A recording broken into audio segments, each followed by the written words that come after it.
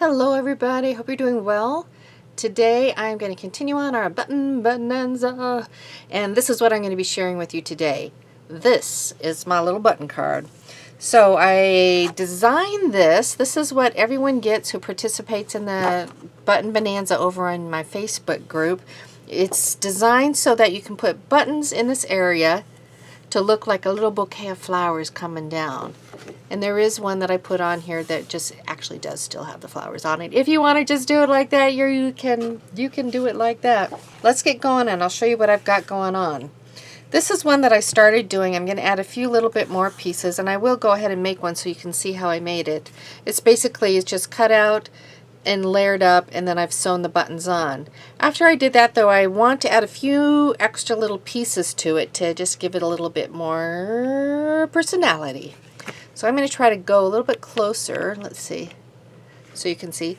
Sorry about my table. I need to just really scrub it. I don't have anything down here to scrub it with, so I'm going to have to bear with it.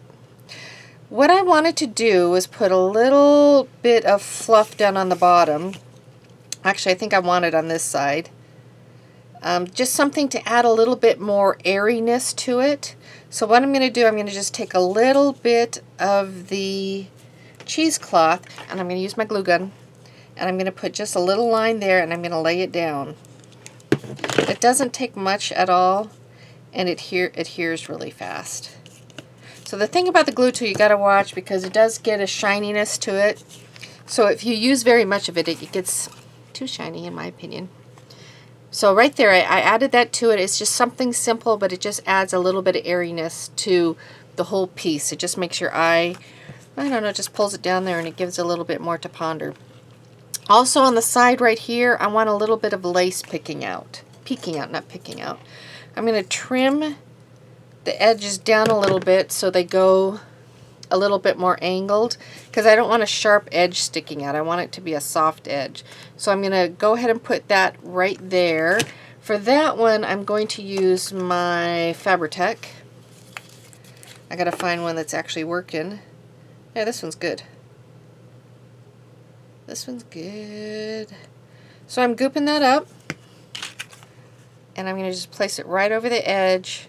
And once more, it just adds an added little texture, an added dimension to the piece. At that point, I'm going to stop with this one, and I'll show you why. Because I designed it so that you could go ahead and take it and use it on your page. So this is a book that I'm making. That's my inspiration book. So that was one page. And then this is another page that I'm just going to start working on. I made this so that a paperclip cluster could go right here. So here's a little cluster that I made, and it just fits right in there.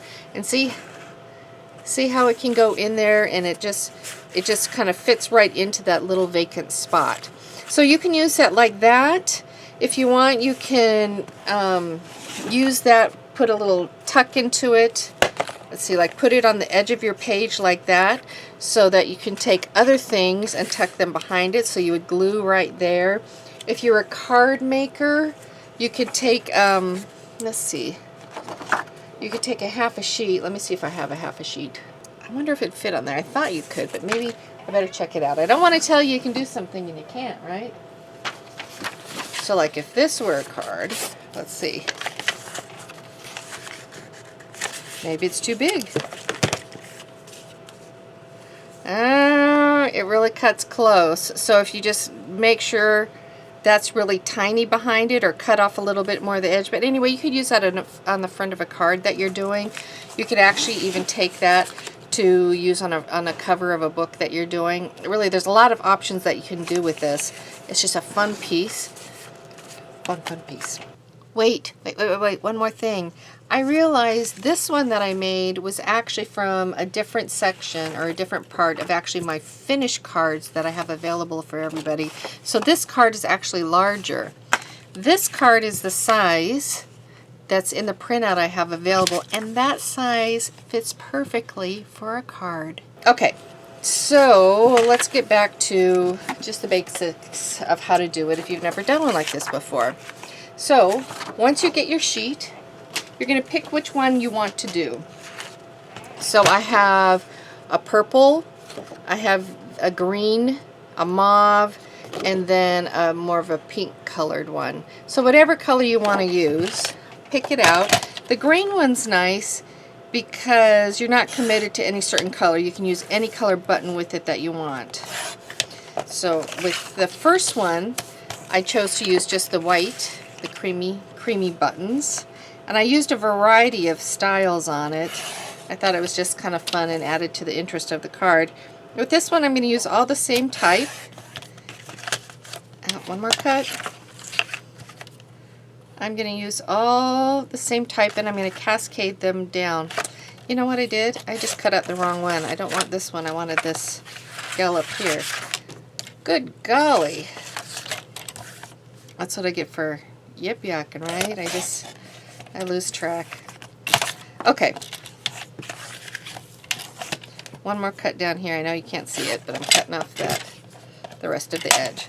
So I've got my card cut out. And actually, you know, if you wanted to, you could rip out the card like this so that you would have a roughed edge, and actually that would look quite cool. So you could make a flip out of this. You could put the buttons there and then put a, let me just show you real quick. You would take a piece of paper or cardstock, fold it in half, and then you would have a pull-up, boom, like that on your page. Anyway, I digress. So here's this. If you want to, you can go ahead and ink up your edges a little bit. Give them a little bit of that vintage photo or wherever you want to use on it. So I got that done. And then so what I wanted to do, I wanted to create a little bit more interest. You see how I have just peeking out there the little book pages. So we have a lot of book pages, right? So that's not even a problem at all. There's plenty of that. So I'm going to cut out this little space right here so that's big enough.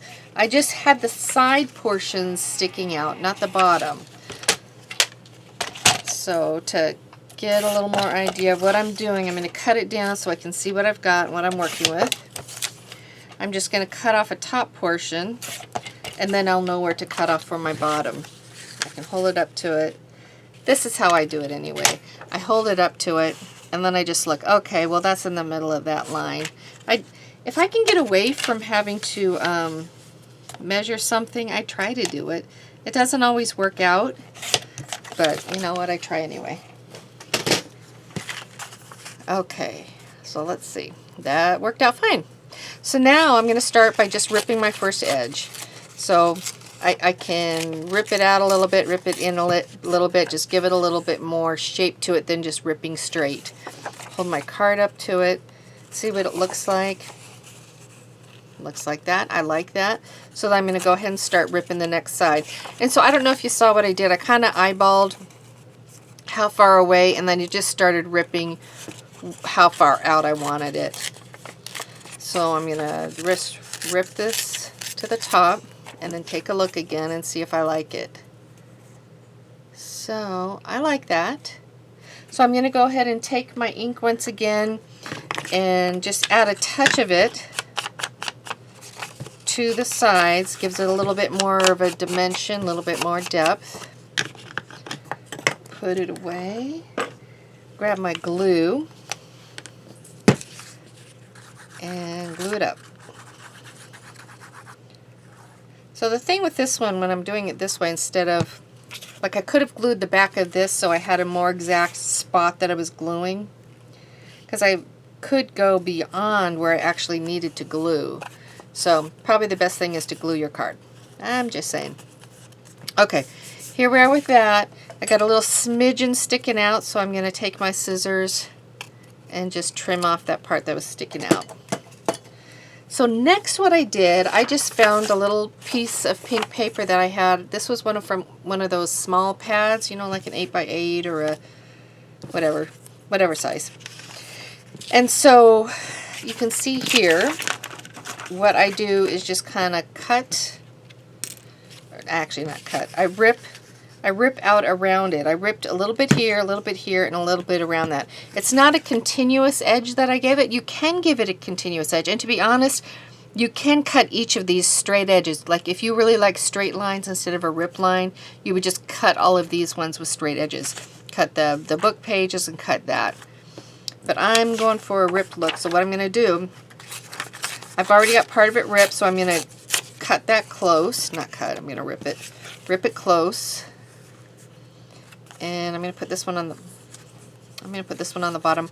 This particular piece has a measuring tape there, and I like how that looks. So it has the straight edge, and then it'll have a ripped edge, and that'll just peek out from my bottom. So I can go back and I can just adjust the very tip edges when I'm done, but for now I'm just going to kind of put it on lined up with this edge that's a straight edge. So I've got that on there. And with my paper, I want to be ripping up, because when I pull up, I'm going to get that white edge, and I want that white edge for my book. Or not my book. What am I saying? So let's see.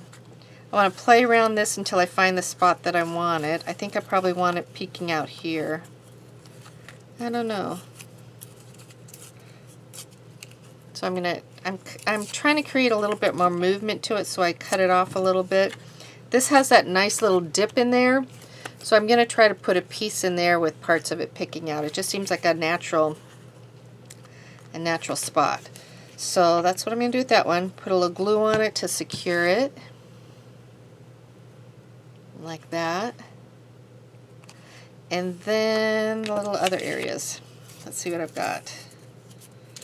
I want this one. So I'm going to cut it, or rip that one in half, so I have two pieces that I can work with. So I just need a little bit. Actually, I like that like that. Like that, like that. So I'm gluing that up, just doing it, placing it on there. And then I'm looking for a little bit to peek out the side.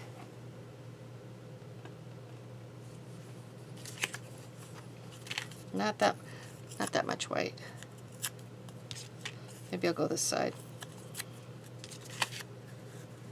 I like that. Okay. So place it however you like. I just like a little bit peeking out. Just a hint to bring the color in. So now I've got the color peeking out. So I'm going to scooch that away. By the way, I pulled these out so you can see them. These are some vintage button cards. And just to show you how the button cards really do come in different sizes. You've got the small one, which is about half the size of this card that I've got prepared for you. And then it's kind of a medium size. And then here's a large one, which is pretty much the size that I have made for you. And they really vary. This isn't a button, but isn't that a cool looking thing, these little pins? Anyway, I just wanted to share those with you so you could kind of get a little peek at something. So once you have that, and actually you can do this next portion even before that. You can do this part first. You want to pick out your buttons and decide where you want to place them. So I'm going to use some pink buttons that I have to bring out the pink. At least I think, well, maybe I don't want to. Maybe I actually want to bring out the white. I think that might just be a little bit too much pink, so I take that back. I'm not going to use the pink buttons. Let me fish in here. I might just stick with the white, because otherwise it might just be like too much pink. Let me take a look. Isn't it funny how you just get a different perspective when you can look at it the right side up instead of upside down? Yeah, I like the white buttons better. So, okay, well, let me just put the pink on so you can see what I've done, because these pink are all the same size, and I'll probably use different sizes again, just because these are a mishmash of buttons. So what I did, I put one button close up by where the hand is, and then I kind of just zigzag them out as if there were flowers cascading down, with the last button kind of at the very bottom there. You can also go a straight line, which looks really nice too. So whatever you want. Whatever you want works. Actually, that's not bad with the pink with the straight line.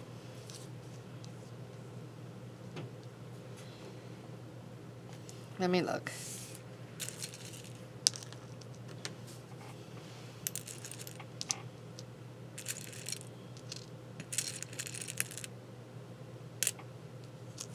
I'm just going to use the white buttons. The white buttons have a more vintage feel than these ones. These have too much of a contemporary feel. I do like the pink, but let's see here. Now I do have a needle right here, ready to go. So I'm going to just pick out some buttons and try to find some that I want to place on here. Maybe I can find some that are kind of similar. I don't know.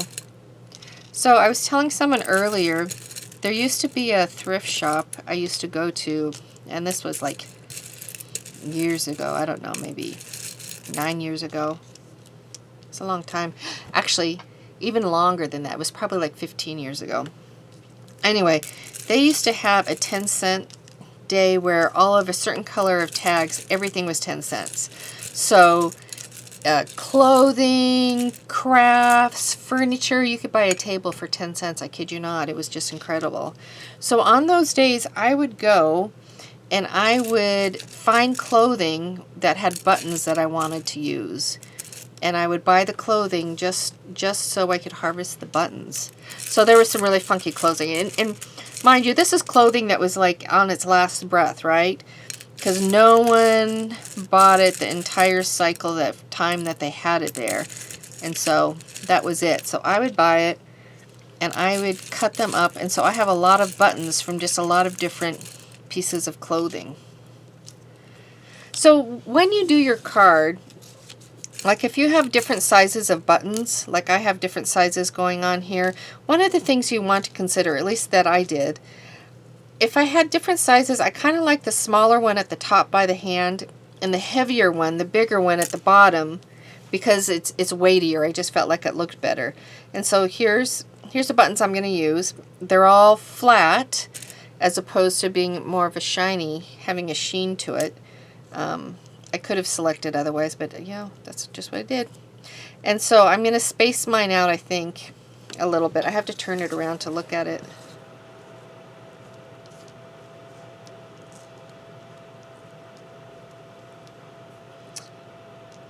Like that. So once I have an idea of what I want to do, I'm going to take my thread, and this one's long enough to probably at least do one button's worth. Tie it up on the bottom to get a good knot. And then I'm going to poke my hole, at least this is how I do it. I'm going to poke my hole through the front side first. And I can do that with each of them if I wanted to, so that I would know what space, but I'm not going to do that with this. So I've got a hole there so I know where I want my button. I can go the back side and then I can pull it through.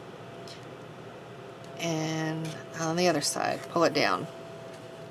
So my knots have been thick enough that I haven't had any problem with them, you know, scooching through my paper. And if you want to, depending on, like this is a 4-button hole. It's always hard finding this spot. But you can just go through the 2 holes because you already have 2 holes that have been pushed through, right? Instead of trying to find the spot, you can just keep on going through the 2 holes. Okay, so I have that one on. Now I'm going to go with my next button. And I think it'll be that one.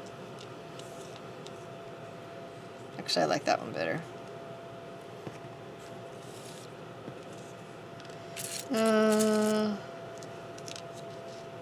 That one. Okay, and I like that location, so I'm going to take my needle again.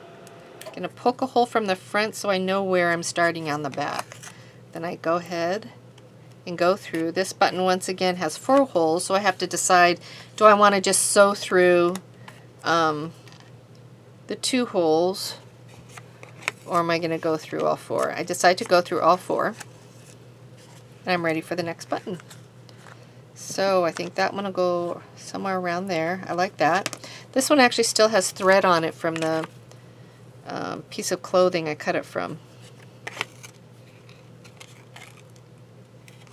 which is all the more lovely, huh?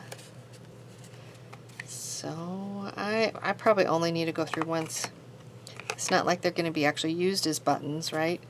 So it doesn't matter how many times you sew through your buttonholes. This last one I do want to go through the 4 sides, so I'm going to go back, punch through the front so I can know where I'm going through on the back. Alright, so I've got my buttons, easy peasy sewn on. I'm going to pull my needle underneath and then pull it again through the hole so I can make a knot.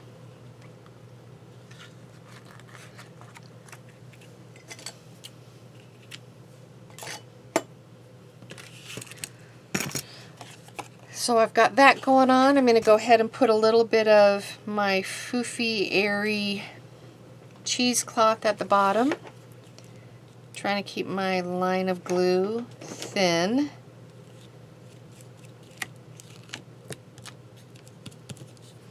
And then I want to also take a piece of lace. Once again, cut it and then round the little corners a little bit. And I might put this one over on this side this time. I like it over here better. So I'll grab my glue. Where is my glue? I'll put it back in my scissor holder, which seems like a logical place to have it. Okay, tucking this behind and peeking out a little bit over here as well. So I feel like it would also be good to have something right up here. Let me take a little bit of my cheesecloth and see what that does.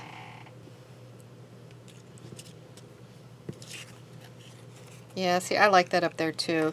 So, oh, look at that. My goodness. If you don't get that closed up immediately, you just like have a mess. I've got a mess. This time I'm just gonna do a little glue gun action on the back. Quick, easy, boom. So another thing with the glue gun glue, you do have to watch out because it's a bulkier glue process. And that's what she looks like. Isn't that sweet? Okay, so it's a little goopier glue process, so you have to watch out if you're trying to get away from bulk. You know, I could put that on the side too. That's netting. I'm not going to though.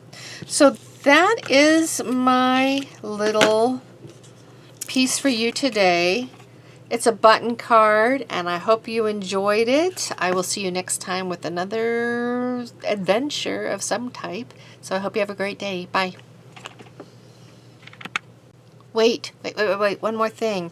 I realized this one that I made was actually from a different section or a different part of actually my finished cards that I have available for everybody. So this card is actually larger. This card is the size that's in the printout I have available, and that size fits perfectly for a card. Anyway, I just want you to know that. Thanks, and I will talk with you later. Bye-bye.